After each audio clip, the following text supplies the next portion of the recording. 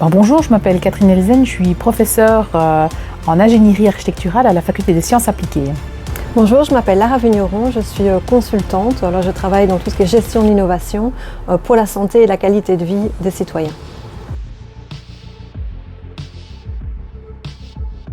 Alors nous avons proposé, Lara et moi, 2 journées de formation à la participation citoyenne, que ce soit la participation citoyenne en face à face et tous ces mécanismes, que la participation en ligne ou e-participation.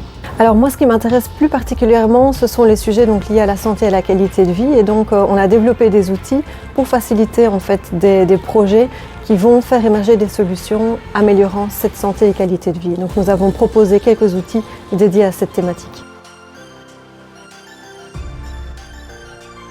Alors, le message clé de notre formation de 2 jours à la participation citoyenne, c'est finalement de remettre le concitoyen au cœur du processus, en particulier et surtout pour les problèmes et les projets de qualité de vie dans un contexte de Smart City.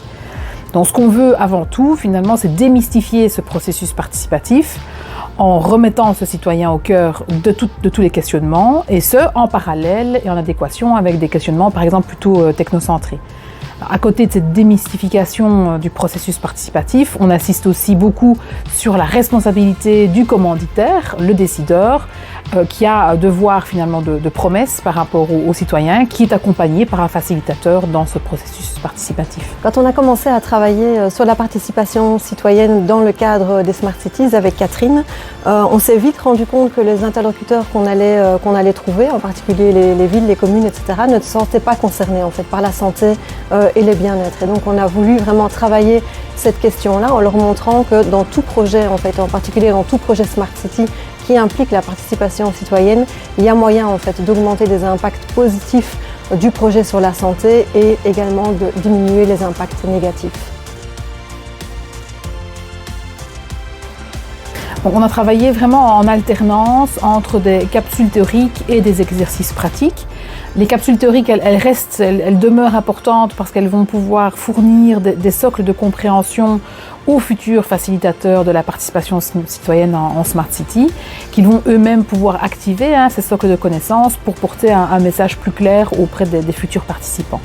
Donc voilà, c'est un équilibre à chaque fois entre théorie et pratique.